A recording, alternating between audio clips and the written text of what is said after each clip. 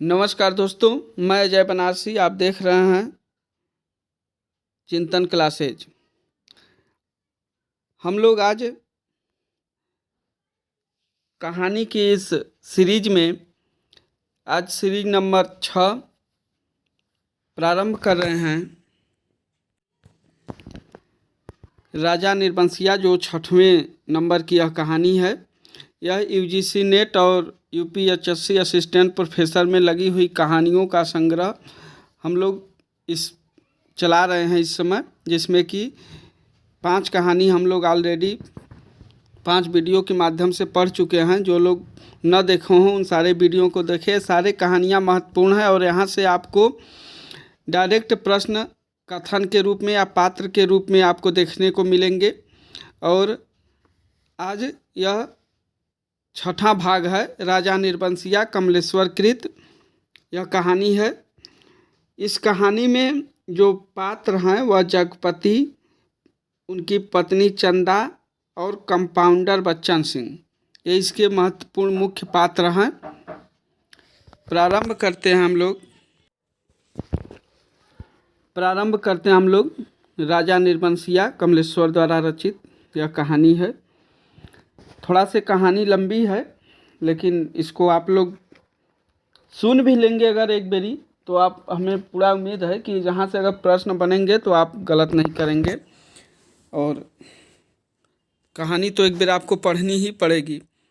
और यह ऐसा वीडियो है कि इसको आप कहीं जा भी रहे हैं तो आराम से ईयरफोन लगाइए और डाल करके आप आराम से सुनते हुए, आप अगर रूम लेके रह रहे हैं तो खाना बनाइए और इसको स्टार्ट कर दीजिए। आप सुनते रहिए, आपका काम भी होता रहेगा और आप एक कहानी को कंप्लीट भी कर लेंगे।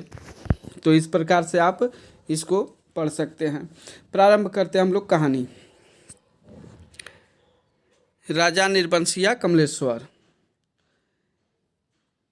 एक राजा निर्बंसिया थे। माँ कहानी सुनाया करती थी।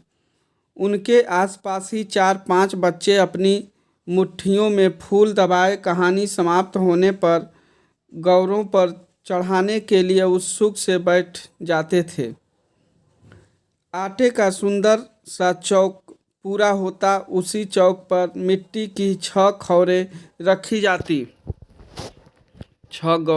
जाती, जिनमें से ऊपर वाली के बिंदिया और सिंदूर लगता, बाकी 5 नीचे दबी पूजा ग्रहण करती रहती। एक ओर दीपक की बाती स्थिर सी जलती रहती और मंगल घट रखा रहता, जिस पर रोली से सथिया बनाया जाता। सभी बैठे बच्चों के मुख पर फूल चढ़ाने की उतावली की जगह कहानी सुनने की सहज स्थिरता उभर आती। आगे देखते हैं।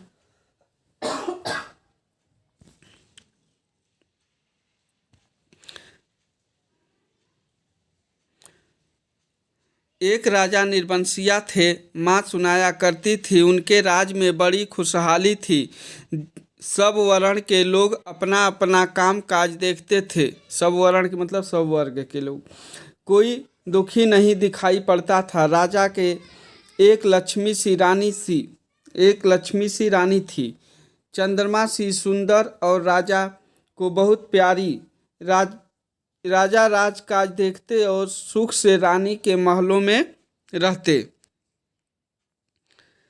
मेरे सामने मेरे ख्यालों का राजा था, राजा जगपति। तब जगपति से मेरी दांत काटी दोस्ती थी। दोनों मिडिल स्कूल में पढ़ने जाते, दोनों एक से घर के थे, इसलिए बराबरी की भिन्नती थी। मैं मैट्रिक पास करके एक स्कूल में नौकर हो गया और जगपति कस्बे के ही वकील के यहाँ मुहर्रिर थे। जगपति, देखिए इस कहानी का महत्वपूर्ण पात्र है। जिस साल जगपति मुहर्रिर हुआ उसी वर्ष पास के गांव में उसकी शादी हुई, पर ऐसी हुई कि लोगों ने तमाशा बना देना चाहा। लड़की वालों का कुछ विश्वास था कि शादी के बाद लड़की की विदा नहीं होगी। पहले की ऐसी रस्म थी।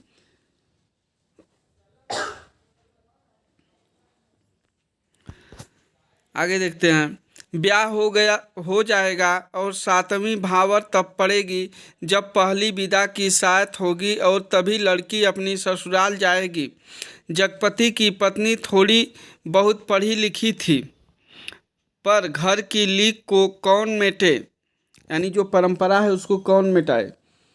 बारात बिना बहू के वापस आ गई और लड़के वालों ने तय कर लिया कि अब जगपति की शादी कहीं और कर दी जाएगी, चाहे कानी लूली से हो। पर वह लड़की अब घर में नहीं आएगी। लेकिन साल खत्म होते होते सब ठीक ठाक हो गया। लड़की वालों ने माफ़ी मांग ली और जगपति की पत्नी अपनी ससुराल आ गई। जगपति को जगपति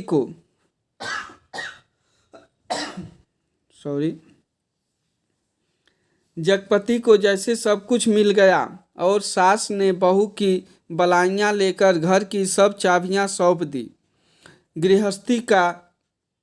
गृहस्थी का ढंग बार समझा दिया। जगपति की माँ न जाने कब से आस लगाए बैठी थी। उन्होंने आराम की सांस ली। पूजा पाठ में समय कटने लगा। दोपहरियाँ दूसरे घरों के आंगन में बीतने लगी। अब उनकी मौज हो गई क्योंकि घर में करने वाली आ गई थी। किसकी? जगपति की माँ की। सांस का रोग था उन्हें, सो एक दिन उन्होंने अपनी अंतिम घड़ियां गिनते हुए चंदा को पास बुलाकर समझाया। देखिए, चंदा भी इस कहानी की पात्र है, याद रखिए। बेटा, जगपति बड़े लाड़ प्यार का पला है। जब से तुम्हारे ससुर नहीं रहे तब से इसके छोटे छोटे हठ को पूरा करती रही हूँ। ये चंदा जो जगपति की औरत है उसी का नाम है। अब तुम ध्यान रखना। फिर रुक कर उन्होंने कहा था, जगपति किसी लायक हुआ है तो रिश्तेदारों की आंखों में करकने लगा है।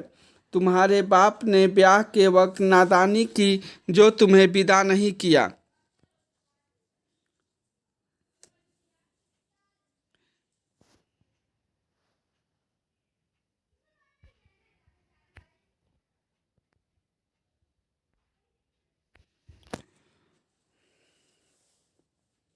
विदा नहीं किया।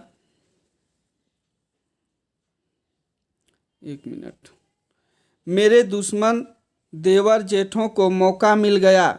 तुम्हार खड़ा कर दिया कि अब विदा करवाना, नाक कटवाना है। जगपति का ब्याह क्या हुआ, उन लोगों की छाती पर सांप लौट गया। सोचा घर की इज्जत रखने की आड़ लेकर रंग में भंग कर दे। अब बेटा, इस घर की लाज तुम्हारी लाज है। आज को तुम्हारे ससुर होते तो भला। डांट डांट डांट कहते माँ की आंखों में आंसू आ गया और वे जगपति की देखभाल उसे सौंप कर सदा के लिए मौन हो गई थी। तो जगपति की माँ क्या हुई? समाप्त हो गई। यहाँ से ध्यान दीजिएगा, बहुत महत्वपूर्ण लाइन। आगे बढ़ते हम लोग। एक अरमान उनके साथ ही चला गया था कि जगपति की संतान को 4 बरस इंतजार करने के बाद भी वे गोद में न खिला पाई और चंदा ने मन में सब्र कर लिया था, यही सोचकर कि कुल देवता का अंश तो उसे जीवन भर पूजने को मिल गया था। घर में चारों तरफ जैसे उदारता बिखरी रहती, अपनापा बरसता रहता। उसे लगता जैसे घर की अंधेरी एकांत कोठरियों में यह शांत शीतलता है जो उसे भरमा लेती है। घर की सब कुंडलियों की खनक उसके कानों में बस गई थी। हर दरवाजे की चरमराहट पहचान बन गई थी। एक रोज राजा आखेट को गए। माँ सुनाती थी, राजा आखेट को जाते थे तो 7वें रोज जरूर महल में लौट आते थे, पर उस दफा जब गए तो 7वां दिन निकल गया पर राजा नहीं लौटे। रानी को बड़ी चिंता हुई। रानी एक मंत्री को साथ लेकर खोज में निकली। किसकी खोज में? तो राजा के।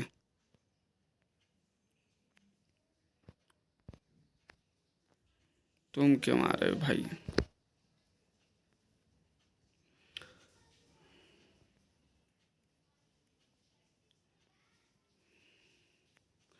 और इसी बीच जगपति को रिश्तेदारी की एक शादी में जाना पड़ा। उसके दूर रिश्ते के भाई दयाराम की शादी थी। कह गया था कि 7वें दिन जरूर वापस आ जाएगा, पर छठे दिन ही खबर मिली कि बारात घर लौटने पर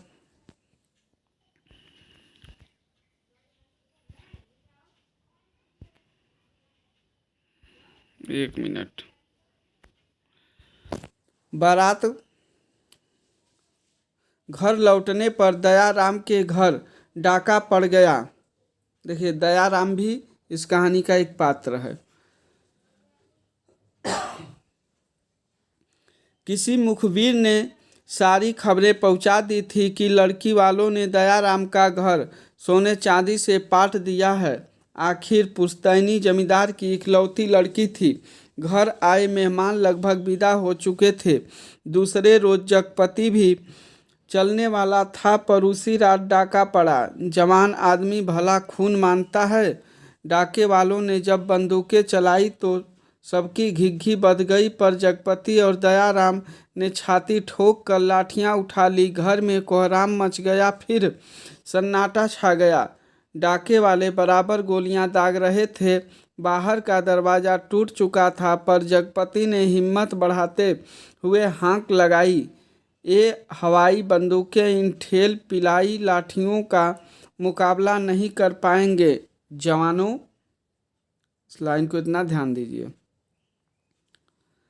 पर दरवाजे तड़ तड़ टूटते रहे और अंत में एक गोली जगपति की जांघ को पार करती निकल गई। दूसरी उसकी जांघ के ऊपर कुल्हे में समाकर रह गई। चंदा रोती बिलपती और मनौतियां मानती। जब वहां पहुंची तो जगपति अस्पताल में था। दयाराम के थोड़ी चोट आई थी, उसे अस्पताल से छुट्टी मिल गई थी। जगपति की देखभाल के लिए वहीं अस्पताल में मरीजों के रिश्तेदारों के लिए जो कोठरियां बनी थी, उन्हीं में चंदा को रुकना पड़ा। कस्बे के अस्पताल से दयाराम का गांव 4 कोस पड़ता था। कितनी कोस? तो 4 कोस। दूसरे तीसरे वहाँ से आदमी आते जाते रहते, जिस सामान की ज़रूरत होती पहुँचा जाते।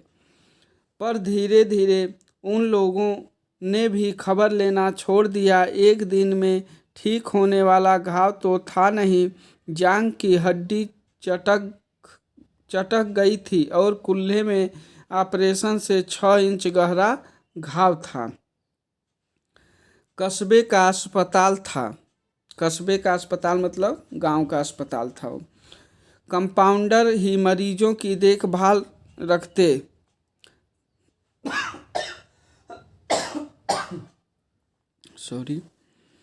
बड़ा डॉक्टर तो नाम के लिए था या कस्बे के बड़े आदमियों के लिए, छोटे लोगों के लिए तो कंपाउंडर साहब ही ईश्वर के अवतार थे। यानी जो वहाँ पे कंपाउंडर था वही मरीजों की देखभाल करता था।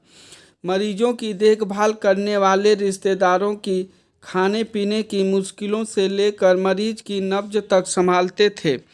छोटी सी इमारत में अस्पताल आबाद था। रोगियों को सिर्फ 6-7 खाटें थी।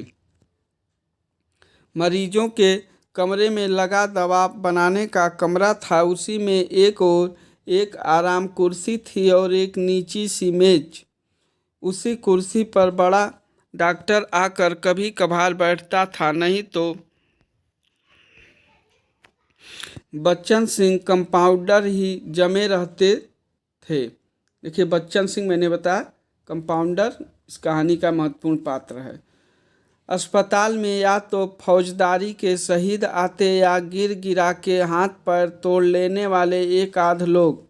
छठे समाज से कोई औरत दिख गई तो दिख गई, जैसे 6-7 मास में एक औरत वहाँ पे आ जाती थी दवा कराने के लिए।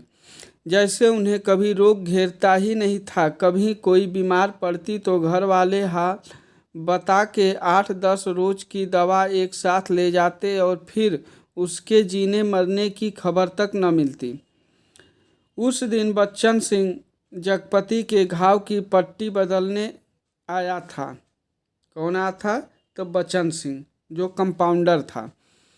उसके आने में और पट्टी खोलने में कुछ ऐसी लापरवाही थी जैसे गलत बंधी पगड़ी को ठीक से बांधने के लिए खोल रहा हो। चंदा उसकी कुर्सी के पास ही सांस रोके खड़ी थी। वह और रोगियों से बात करता जा रहा था। इधर मिनट भर को देखता, फिर जैसे अभ्यस्त से उसके हाथ अपना काम करने लगते। पट्टी एक जगह खून से चिपक गई थी। जगपति पूरी तरह कराह उठा। चंदा के मुंह से चीख निकल गई। बच्चन सिंह ने सतर्क होकर देखा तो चंदा मुख में धोती का पल्ला खोसे अपनी भयातुर आवाज़ दबाने की चेष्टा कर रही थी। जगपति एक बारगी मछली सा तड़प कर रह गया। बच्चन सिंह की उंगलियां थोड़ी सी थरथराई कि उसकी बाह पर टप से चंदा का आंसू चू पड़ा।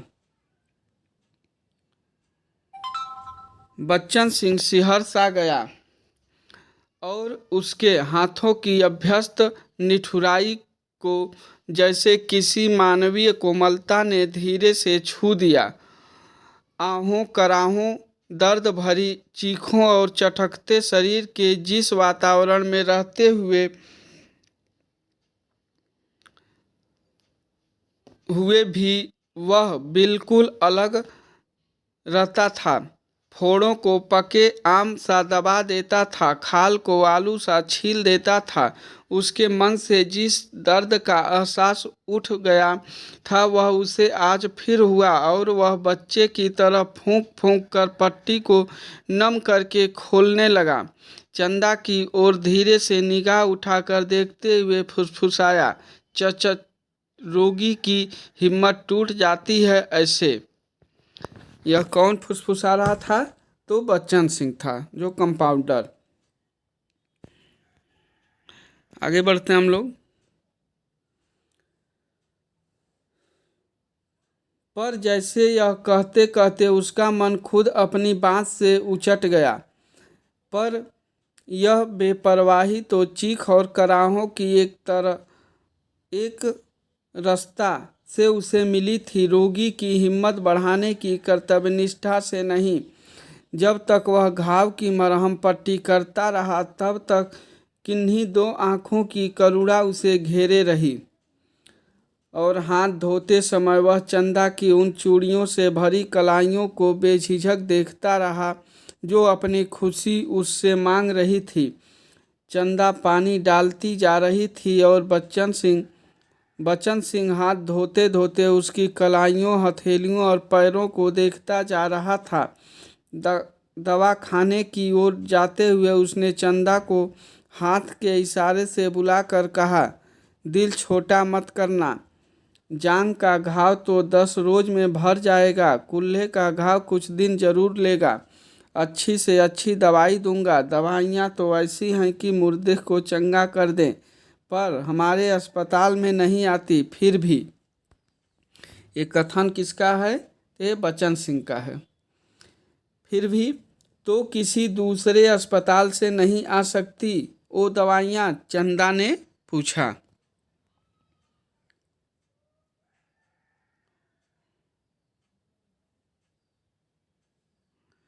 तो किसी दूसरे आ तो सकती हैं, पर मरीज को अपना पैसा खर्चना पड़ता है उसमें, बच्चन सिंह ने कहा। चंदा चुप रह गई तो बच्चन सिंह के मुंह से अनायास ही निकल पड़ा, किसी चीज़ की ज़रूरत हो तो मुझे बताना। रही दवाइयाँ सो कहीं न कहीं से इंतजाम करके ला दूंगा। महकमे से मंगाएंगे तो आते अवाते महीनों लग जाएंगे। शहर के डॉक्टर से मंगवा दूंगा। ताकत की दवाइयों की बड़ी ज़रूरत है उन्हें। अच्छा देखा जाएगा। कहते कहते वह रुक गया। कौन? बच्चन सिंह। चंदा से कृतज्ञता भरी नज़रों से उसे देखा और उसे लगा जैसे आंधी में उड़ते पत्ते को कोई अटकाव मिल गया हो। आकर वह जगपति की खाट से लग कर बैठ गई। कौन? चंदा। उसकी हथेली लेकर वह सहलाती रही, नाखूनों को अपने पैरों से दबाती रही, नाखूनों को अपने पोरों से दबाती रही, सॉरी। धीरे धीरे बाहर अंधेरा बढ़ चला। बचन सिंह तेल की एक लालटेन लाकर मरीजों के कमरे के एक कोने में रख गया। चंदा ने जगपति की कलाई दबाते दबाते धीरे से कहा, कंपाउंडर साहब कह रहे थे, और इतना कहकर वह जगपति का ध्यान आकृष्ट करने के लिए चुप हो गई। क्या कह रहे थे? जगपति ने अनमने स्वर में बोला, कुछ ताकत की दवाइयाँ तुम्हारे लिए ज़रूरी हैं, मैं जानता हूँ, पर, यानी पर मतलब वो कुछ और कहना चाह रहा था लेकिन रुक गया। देखो चंदा, चादर के बराबर ही पैर फैलाए जा सकते हैं। हमारी औकात इन दवाइयों की नहीं है। औकात आदमी की देखी जाती है कि पैसे की। तुम तो फिर डर यानी चंदा, देखा जाएगा, कंपाउंडर साहब इंतजाम कर देंगे, उनसे कहूँगी मैं। नहीं चंदा, उधार खाते से मेरा इलाज नहीं होगा, चाहे 1 के 4 दिन लग जाएं। इसमें तो तुम नहीं जानती, कर्ज कोढ़ का रोग होता है। बहुत महत्वपूर्ण लाइन, इसको याद कर लीजिएगा। तुम नहीं जानती, कर्ज कोढ़ का रोग होता है। एक बार लगने से तन तो गलता ही है, मन भी रोगी हो जाता है। बहुत महत्वपूर्ण लाइन है, इसको आप लोग रट लीजिएगा। लेकिन कहते कहते वह रुक गई। जगपति अपनी बात की टेक रखने के लिए दूसरी ओर मुंह घुमाकर लेटा रहा। और तीसरे रोज जगपति के सिरहाने कई ताकत की दवाइयाँ रखी थी और चंदा की ठहरने वाली कोठरी में उसके लेटने के लिए एक खाट भी पहुंच गई थी।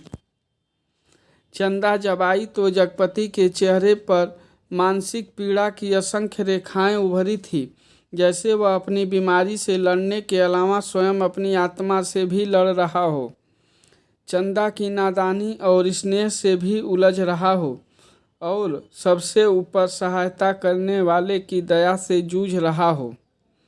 चंदा ने देखा तो यह सब सह न पाई। उसके जी में आया कि कह दे, क्या आज तक तुमने कभी किसी से उधार पैसे नहीं लिए?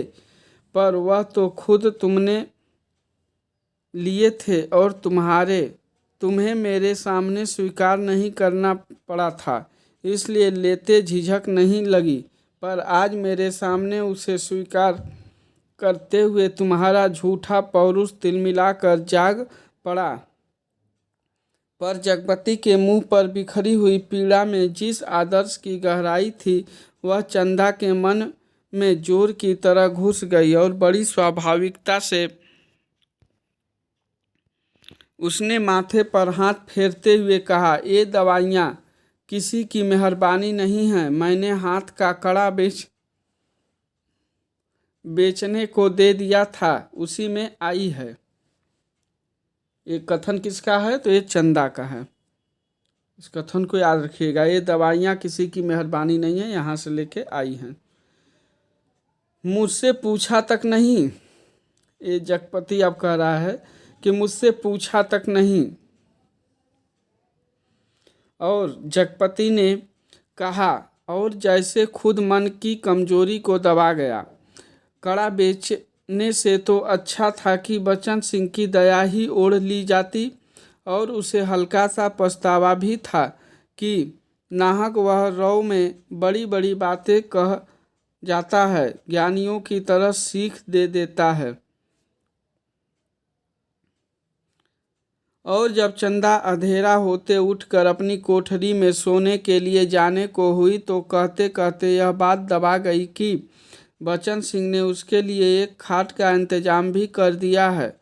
कमरे से निकली तो सीधी कोठरी में गई और हाथ का कड़ा लेकर सीधे दरवाजे की ओर चली गई, जहां बचन सिंह अकेला डॉक्टर की कुर्सी पर आराम से टांगें फैलाए लैंप की पीली रोशनी में लेटा था। जगपति का व्यवहार चंदा को लग गया था और यह भी कि वह क्यों बच्चन सिंह का एहसान अभी से लाद ले। पति के लिए जेवर की कितनी औकात है। वह बेधड़क सी दरवाजे में घुस गई। दिन की पहचान के कारण उसे कमरे की मेज, कुर्सी और दवाइयों की अलमारी की स्थिति का अनुमान था। वैसे कमरा अंधेरा ही पड़ा था, क्योंकि लैंप की रोशनी केवल अपने वृत्त में अधिक प्रकाशवान होकर कोनों के अंधेरे को और भी घनीभूत कर रही थी। बच्चन सिंह ने चंदा को घुसते ही पहचान लिया। वह उठकर खड़ा हो गया। चंदा ने भीतर कदम तो रख दिया, पर सहसा सहम गई, जैसे वह किसी अंधेरे कुएं में अपने आप कूद पड़ी हो। ऐसा कुआं जो निरंतर पतला होता गया है और जिसमें पानी की गहराई पाताल की परतों तक चली गई हो, जिसमें पड़कर वह नीचे धंसती चली जा रही हो। नीचे अंधेरा, एकांत, घुटन, पाप। आगे बच्चन सिंह अवाक ताकता रह गया और चंदा ऐसे वापस लौट पड़ी जैसे किसी काले पिशाच के पंजों से मुक्ति मिली हो। बच्चन सिंह के सामने क्षण भर में सारी परिस्थिति कौंध गई और उसने वहीं से बहुत संयत आवाज में जबान को दबाते हुए जैसे वायु में स्पष्ट ध्वनित कर दिया, चंदा रुक गई। ध्वनित कर दिया चंदा। वह आवाज़ इतनी बेआवाज़ थी और निरर्थक होते हुए भी इतनी सार्थक थी कि सब खामोशी में अर्थ भर गया।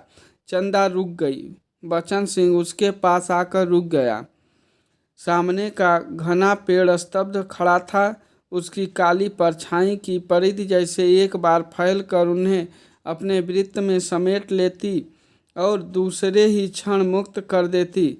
दवा खाने का लैंप सहसा भभक कर रुक गया और मरीजों के कमरे से एक कराह की आवाज़ दूर मैदान के छोर तक जाकर डूब गई। चंदा ने वैसे ही नीचे ताकते हुए अपने को संयत करते हुए कहा, यह कड़ा तुम्हें देने आई थी तो वापस क्यों चली जा रही थी?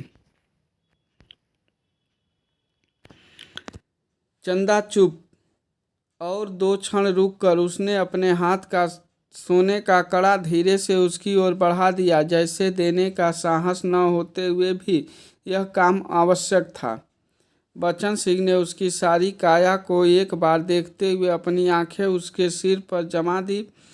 उसके ऊपर पड़े कपड़े के पार नरम चिकनाई से भरे लंबे लंबे बाल थे, जिनकी भाप सी महक फैलती जा रही थी। वह धीरे धीरे से बोला, लाओ। चंदा ने कड़ा उसकी ओर बढ़ा दिया। कड़ा हाथ में लेकर वह बोला, सुनो। अब क्या सुनो, आगे देखिए। चंदा ने प्रश्न भरी नजरें उसकी ओर उठा दी। उनमें झांकते हुए अपने हाथ से उसकी कलाई पकड़ते हुए उसने वह कड़ा उसकी कलाई में पहना दिया। चंदा चुपचाप कोठरी की ओर चल दी और बच्चन सिंह दवा खाने की ओर। कालिख बुरी तरह बढ़ गई थी और सामने खड़े पेड़ की काली परछाई गहरी पड़ गई थी। दोनों लौट गए थे, पर जैसे उस कालिख में कुछ रह गया था, छूट गया था। दवा खाने का लैंप जो जलते जलते एक बार भभका था, उसमें तेल न रह जाने के कारण बत्ती की लौ बीच से फट गई थी। उसके ऊपर धुएं की लकीरें बल खाती सांप की तरह अंधेरे में विलीन होती जा रही थी। देखिए, कहानी थोड़ी लंबी है और व्याख्या हम अगर यहाँ करेंगे तो बहुत लंबा हो जाएगा, इसलिए इसको आप लोग सुन लीजिए। बस सुन लेंगे तो आपके मन में या मस्तिष्क में बैठ जाएगा और जो भी एग्जाम में अगर प्रश्न पूछेंगे यहाँ से कथन या पात्र से, तो आप उसको आराम से हल कर सकते हैं। आगे देखते हैं हम लोग। सुबह जब चंदा जगपति के पास पहुंची और बिस्तर ठीक करने लगी तो जगपति को लगा कि चंदा बहुत उदास थी। क्षण क्षण में चंदा के मुख पर अनगिनत भाव आ जा रहे थे, जिनमें असमंजस था, पीड़ा थी और निरीहता थी। कोई अदृश्य पाप कर चुकने के बाद हृदय की गहराई से किए गए पश्चाताप जैसी धूमिल चमक। रानी मंत्री के साथ जब निराश होकर लौटी तो देखा। अब ये देखिए, इसमें दो कहानियाँ एक साथ समानांतर चलती हैं। एक जगपति और चंदा की है और दूसरी उस राजा और रानी की कहानी है। तो यहाँ फिर वही बात है कि रानी जो खोजने के लिए, अपने राजा को खोजने के लिए गया था, 7 दिन में जो राजा शिकार से लौट आता था, लेकिन 7 दिन से ज़्यादा दिन हो गया तो रानी एक मंत्री को लेकर के उसे खोजने के लिए गई थी। तो वही दोबारा यहाँ पे आ गया कि रानी मंत्री के साथ जब निराश होकर लौटी तो देखा राजा महल में उपस्थित थे। उनकी खुशी का ठिकाना न रहा।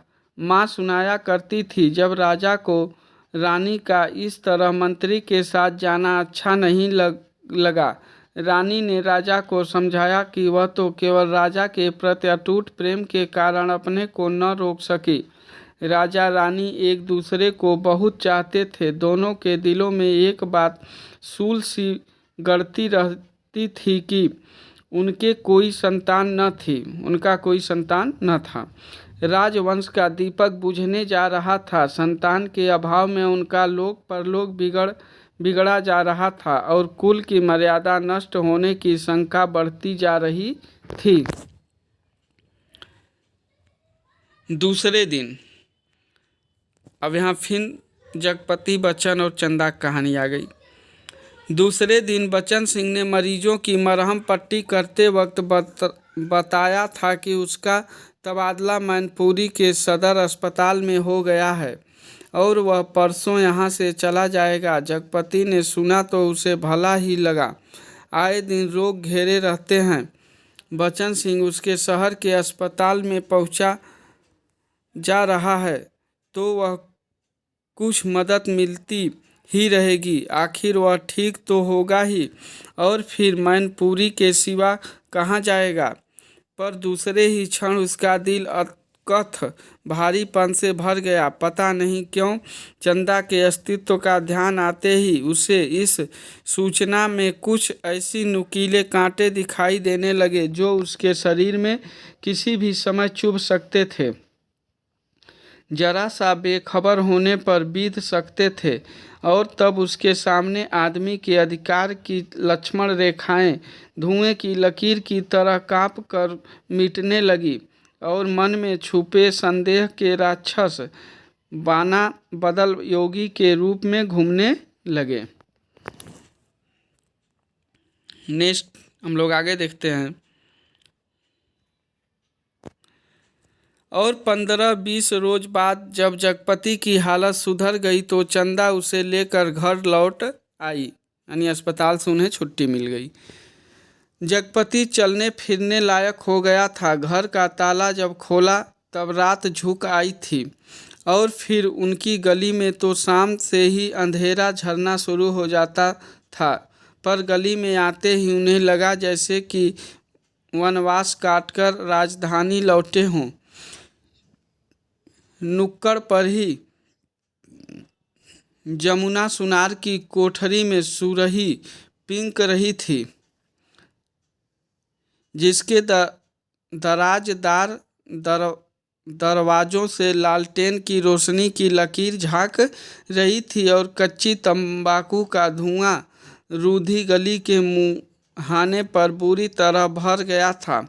सामने ही मुंशी जी अपनी जिंगला खटिया के गड्ढे में कुप्पी के मध्यम प्रकाश में खसरा खतौनी बिछाए मिजान लगाने में मशगूल थे।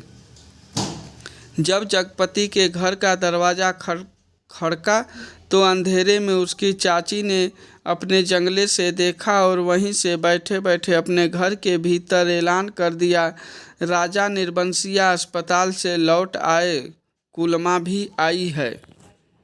ये कौन कहा? तो यह जगपति की चाची बोल रही है।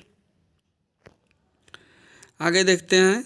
ये शब्द सुनकर घर के अंधेरे बरोठे में घुसते ही जगपति हाँफ कर बैठ गया। झुझला कर चंदा से बोला, अंधेरे में क्या मेरे हाथ पैर तुड़वाओगी? भीतर जाकर लालटेन जला लाओ न। तेल नहीं होगा इस वक्त, जरा ऐसे ही काम। डांट डांट डांट, यानी कुछ और कहना चाहती है, फिर शांत हो जाती है। तुम्हारे कभी कुछ नहीं होगा, न तेल न। फिर रुक जाता है आगे। कहते कहते जगपति एकदम चुप रह गया और चंदा को लगा कि आज पहली बार जगपति ने उसके व्यर्थ मातृत्व पर इतनी गहरी चोट कर दी, जिसकी गहराई की उसने कभी कल्पना नहीं की थी। दोनों खामोश बिना एक बात किए अंदर चले गए। रात के बढ़ते सन्नाटे में दोनों के सामने दो बातें थी। जगपति के कानों में जैसे कोई व्यंग से कह रहा था, राजा निर्बंसिया अस्पताल से आ गए। मैं चंदा के दिल में यह बात चुभ रही थी, तुम्हारे कभी कुछ नहीं होगा। जो उसको व्यंग किया था वही बात उसको लग रही थी। और सिसकती चंदा न जाने कब सो गई, पर जगपति की आंखों में नींद न आई। खाट पर पड़े पड़े उसके चारों ओर एक मोहक भयावना सा जाल फैल गया। लेटे लेटे उसे लगा जैसे उसका स्वयं का आकार बहुत क्षीण होता होता बिंदु सा रह गया। पर बिंदु के हाथ थे, पैर थे और दिल की धड़कन भी। कोठरी का घुटा घुटा सा अंधियारा, मटमैली दीवारें और गहन गुफाओं सी अलमारियां, जिनमें से बार बार झांक कर देखता था और वह सिहर उठता था। फिर जैसे सब कुछ तब्दील हो गया हो, यानी सब बदल गया हो। उसे लगा कि उसका आकार बढ़ता जा रहा है। वह मनुष्य बहुत लंबा, तगड़ा, तंदुरुस्त पुरुष हुआ। उसकी शिराओं में कुछ फूट पड़ने के लिए व्याकुलता से खौल उठा। उसके हाथ शरीर के अनुपात से बहुत बड़े, डरावने और भयानक हो गए। उनके लंबे लंबे नाखून निकल आए। वह राक्षस हुआ, दैत्य हुआ, आदिम बर्बर। यह जगपति के विषय में बात हो रही है। और बड़ी तेजी से सारा कमरा एक बारगी चक्कर काट गया। कौन? जगपति। सब धीरे धीरे स्थिर होने लगा और उसकी सांसें ठीक होती जान पड़ी। फिर जैसे बहुत कोशिश करने पर घिघी बच जाने के बाद उसकी आवाज़ फूटी। चंदा की नरम सांसों की हल्की सरसराहट कमरे में जान डालने लगी। जगपति अपनी पार्टी का सहारा लेकर झुका। कांपते पैर उसने जमीन पर रखे और चंदा की खाट के पाए से सिर टिकाकर बैठ गया। उसे लगा जैसे चंदा की इन सांसों की आवाज़ में जीवन का संगीत गूंज रहा है। वह उठा और चंदा के मुख पर झुक गया। उस अंधेरे में आंखें गड़ाए गड़ाए जैसे बहुत देर बाद स्वयं चंदा के मुंह पर आभा फूटकर अपने आप बिखरने लगी। उसके नक्श उज्ज्वल हो उठे और जगपति की आंखों को ज्योति मिल गई। वह मुग्ध सा ताकता रहा। चंदा के बिखरे बाल, जिनमें हाल के जन्मे बच्चे के गभुआरे बालों की सी महक, दूध की कचाइंद शरीर के रस की सी मिठास और स्नेह सी चिकनाहट, और वह माथा जिस पर बालों के पास तमाम छोटे छोटे नरम नरम से रोएं रेशम से, और उस पर कभी लगाई गई सिंदूर की बिंदी का हल्का मिटा हुआ सा आभास। नन्हे नन्हे निर्द्वंद सोए पलक और उनकी मासूम सी कांटों की तरह बरौनियां और सांस में घुलकर आती हुई वह आत्मा की निष्कपट आवाज़ की लय, फूल की पंखुड़ी से पतले पतले ओंठ, उन पर पड़ी अछूती रेखाएं जिनमें सिर्फ दूध सी महक है। तो यह विशेषता किसकी है? तो चंदा की। उसकी आंखों के सामने ममता सी छा गई, केवल ममता, और उसके मुख से अस्फुटित शब्द निकल गया, बच्ची। किसके मुंह से? तो जगपति के।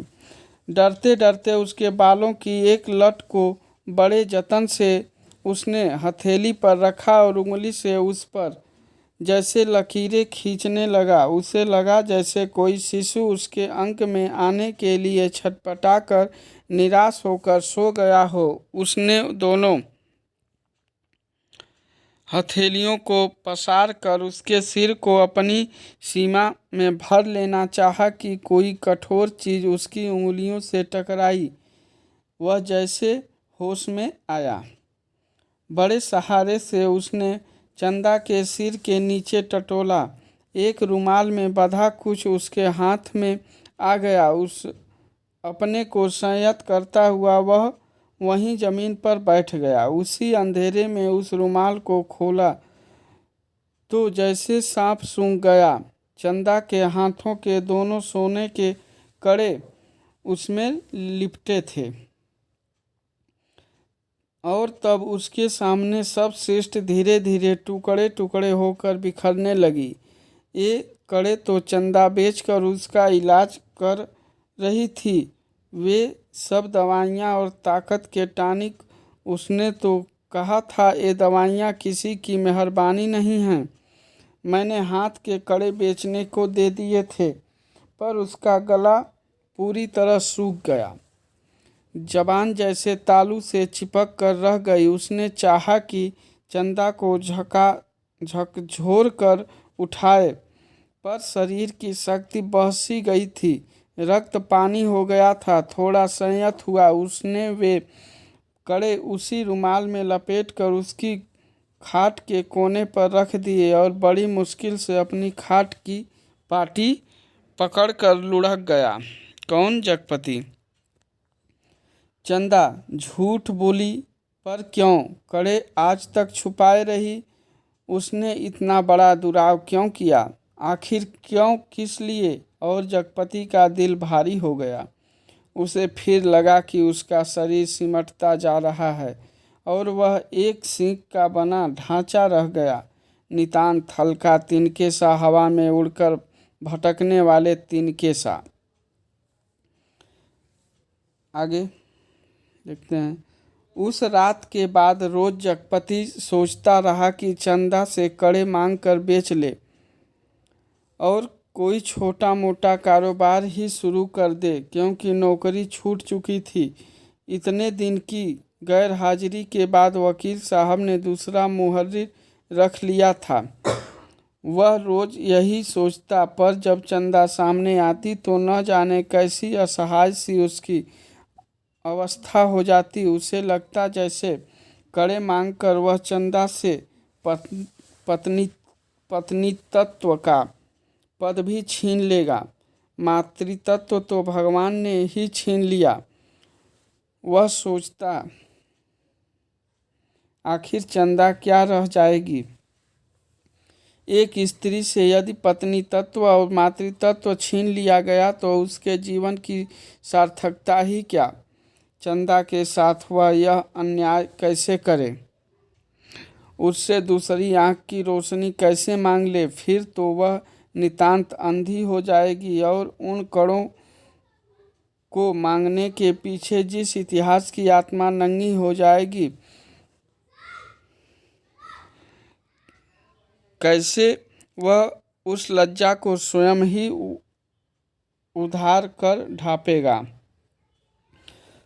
और वह इन्हीं ख्यालों में डूबा सुबह से शाम तक इधर उधर काम की टोह में घूमता रहता। किसी से उधार ले ले, पर किस संपत्ति पर? क्या है उसके पास जिसके आधार पर कोई उसे कुछ देगा? और मोहल्ले के लोग जो एक एक पाई पर जान देते हैं, कोई चीज़ खरीदते वक्त भाव में एक पैसा कम मिलने पर मीलों पैदल जाकर एक पैसा बचाते हैं। एक एक पैसे की मसाले की पुड़िया बांधवा कर 11 मर्तबा पैसों का हिसाब जोड़कर एकाध पैसा उधार कर मिन्नतें करते सौदा घर लाते हैं। गली में कोई खोचे वाला फंस गया तो 2 पैसे की चीज़ को लड़ झगड़ कर 4 आने ज़्यादा पाने की नीयत से 2 जगह वाते हैं। भाव के जरा से फर्क पर घंटों बहस करते हैं। शाम को सड़ी गली तक कार्यों को किफ़ायत के कारण लाते हैं।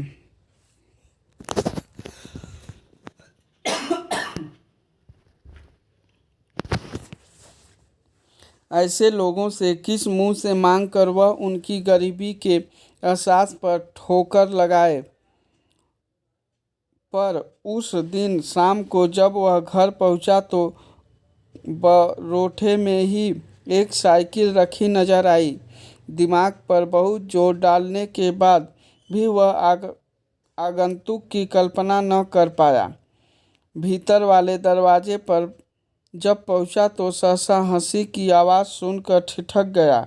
उस हंसी में एक अजीब सा उन्माद था और उसके बाद चंदा का स्वर, अब आते ही होंगे, बैठिए न, 2 मिनट और अपनी आँख से देख लीजिए और उन्हें समझाते जाइए कि अभी तंदुरुस्ती इस लायक नहीं जो दिन दिन भर घूमना बर्दाश्त कर सकें। यानी यहाँ पे कौन आया है, तो वो जो कंपाउंडर बच्चन सिंह थे शायद वही हैं। हाँ भाई, कमजोरी इतनी जल्दी नहीं मिट सकती, ख्याल नहीं करेंगे तो नुकसान उठाएंगे, कोई पुरुष स्वर था यह। जगपति असमंजस में पड़ गया। वह एकदम भीतर घुस गया, उसमें क्या हर्ज है, पर जब उसने पैर उठाए तो वे बाहर जा रहे थे। बाहर बरोठे में साइकिल को पकड़ते ही उसे सूझ आई, वही से जैसे अनजान बनता बड़े प्रयत्न से आवाज़ को खोलता चिल्लाया, अरे चंदा, यह साइकिल किसकी है, कौन मेहरबान।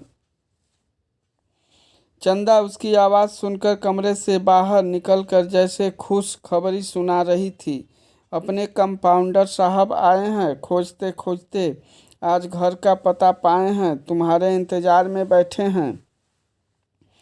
कौन, बच्चन सिंह? अच्छा अच्छा, वही तो मैं कहूँ भला कौन, कहता जगपति पास पहुँचा और बातों में इस तरह उलझ गया जैसे सारी परिस्थिति उसने स्वीकार कर ली हो।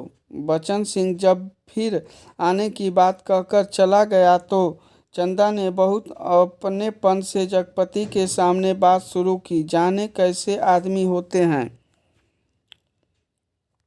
क्यों, क्या हुआ, कैसे होते हैं आदमी, जगपति ने पूछा। इतनी छोटी जान पहचान में तुम मर्दों के घर में न रहते घुस कर बैठ सकते हो, तुम तो उल्टे पैरों लौट जाओगे। चंदा कहकर जगपति के मुंह पर कुछ इच्छित प्रतिक्रिया देख सकने के लिए गहरी निगाहों से ताकने लगी। जगपति ने चंदा की ओर ऐसे देखा जैसे यह बात भी कहने की या पूछने की है, फिर बोला, बच्चन सिंह अपनी तरह का आदमी है, अपनी तरह का अकेला होगा। पर कहते कहते चंदा रुक गई। आड़े वक्त काम आने वाला आदमी है, लेकिन उससे फ़ायदा उठा सकना जितना आसान है उतना, मेरा मतलब है कि जिससे कुछ लिया जाएगा उसे दिया भी जाएगा। जगपति ने आंखें दीवार पर गड़ाते हुए कहा और चंदा उठकर चली गई। उस दिन के बाद बच्चन सिंह लगभग रोज ही आने जाने लगा।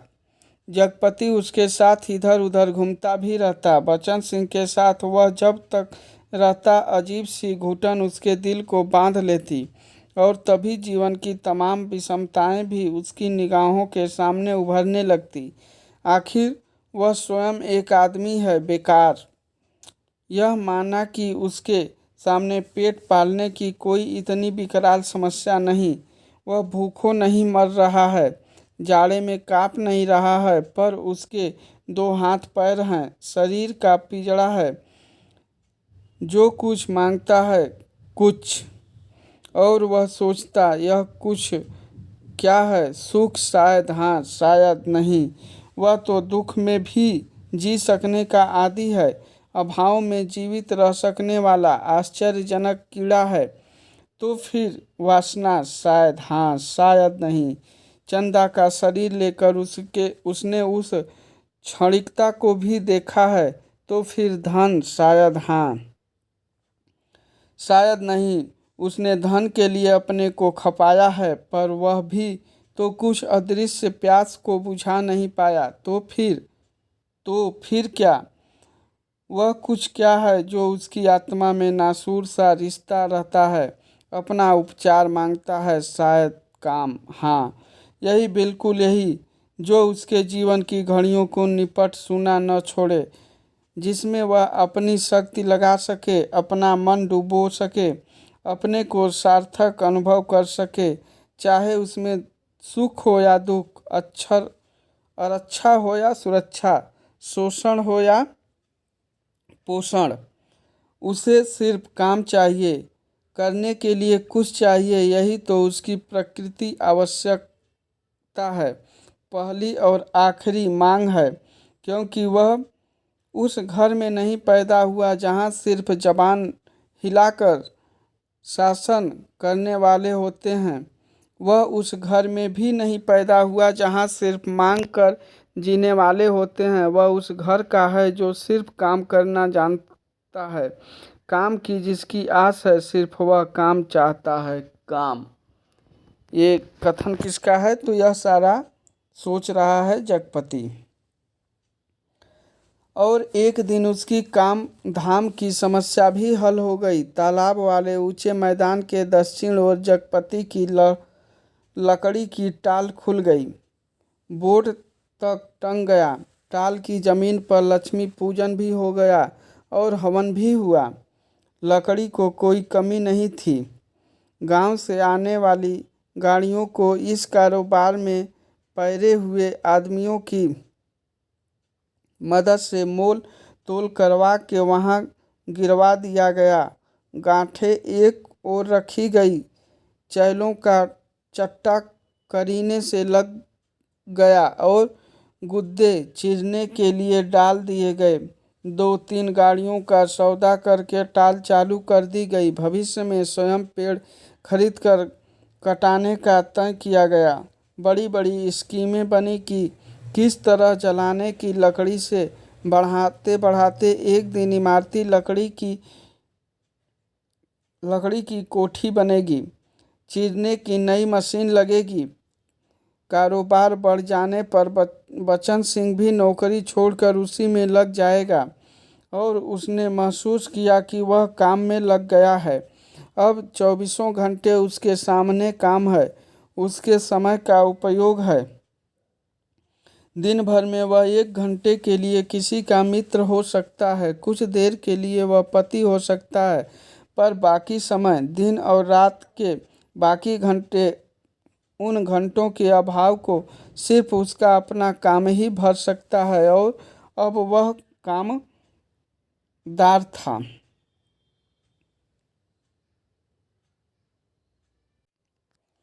लेकिन जब टाल की उस ऊंची जमीन पर पड़े छप्पर के नीचे खतर पर वह गल्ला रख कर बैठता, सामने लगे लकड़ियों से ढेर कटे हुए पेड़ के तने जड़ों को लुढ़का हुआ देखता, तो एक निरीहता बरबस उसके दिल को बांधने लगती।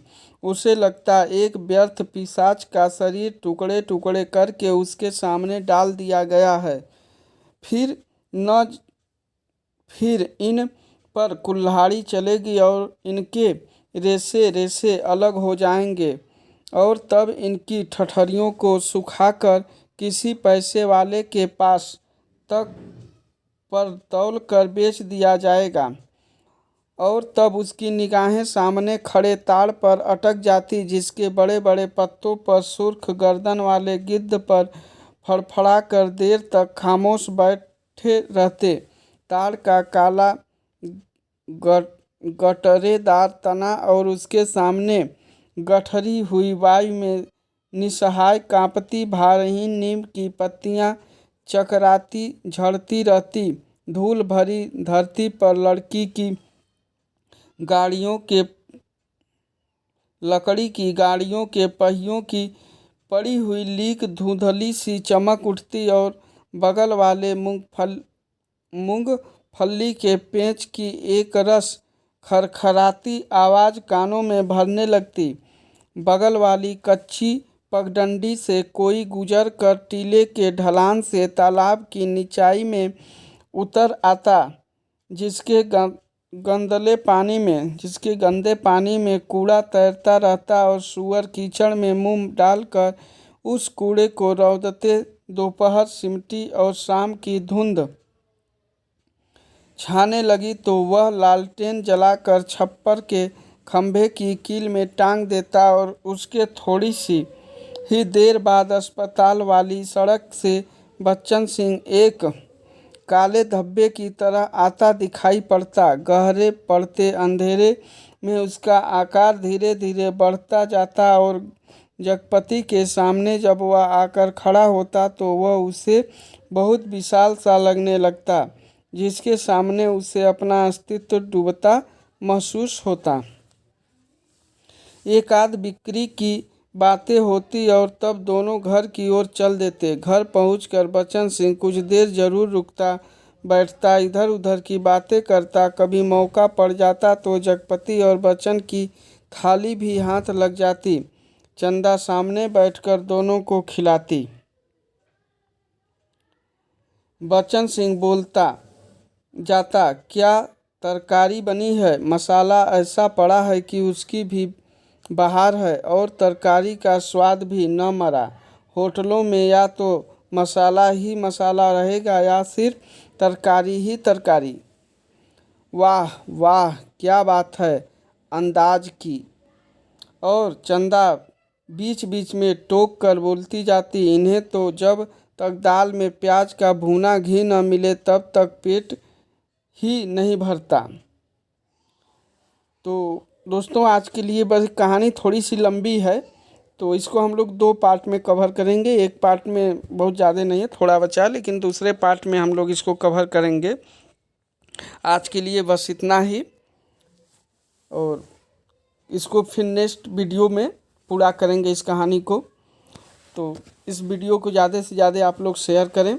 जो चैनल पे नए हों चैनल को सब्सक्राइब करें और बेल आइकन को प्रेस कर दें, ताकि जो भी वीडियो डाली जाए वह आपको मिल सके। आज के लिए बस इतना ही, आपसे फिर मिलेंगे नेक्स्ट वीडियो में। तब तक के लिए आप लोग मस्त रहिए, पढ़ते रहिए। थैंक यू, धन्यवाद।